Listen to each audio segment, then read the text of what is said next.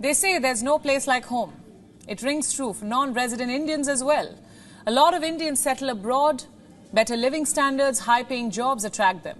But once they have saved enough, many want to return to their homeland after retirement. Look at this survey now by a fintech platform. It shows at least 60% of the non-resident Indians living in the US, Canada, the UK, Australia and Singapore want to come back to India to spend their golden years. Let's take a look at some more figures. 80% of NRIs based in Australia plan to return to India after retiring. We have the same figure for Singapore.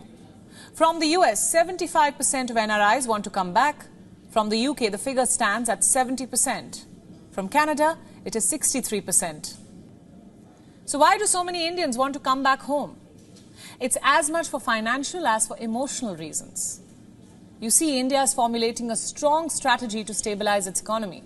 It has become an emerging global startup hub to reckon with. There are stellar manufacturing capabilities, financial services and technology advancements. Simply put, there are promising investment opportunities for NRIs who have earned in dollars. Investment in India can bring huge profits. In fact, a whopping 72% of NRIs believe that India has a stable investment avenue. They are bullish on India's growth. 56% of the NRIs based in the US and 44% of those in Canada have already started investing in India for retirement. Then, of course, there is low cost of living. NRIs who have earned in dollars all their life and have thousands saved up in their retirement funds can afford a better life in India. Much better. In fact, far better than they would have in the United States or even the United Kingdom. Why do I say that? Because inflation is already soaring in the West. People are struggling to make ends meet. After retirement, when there are no monthly paychecks and only bills to pay, NRIs would be financially better off in India. There is also better and more accessible healthcare. In America, the average wait time for emergency room is 145 minutes. In the UK, it's 70 minutes. In fact, last year, nearly 40% of NHS hospital departments in England had an average treatment waiting time of more than 18 weeks. For some, it was well over 30 weeks. In India, the waiting period lies between 15 and 20 minutes.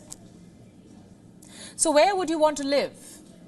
Especially at an age when you'd be more vulnerable and would need more medical attention.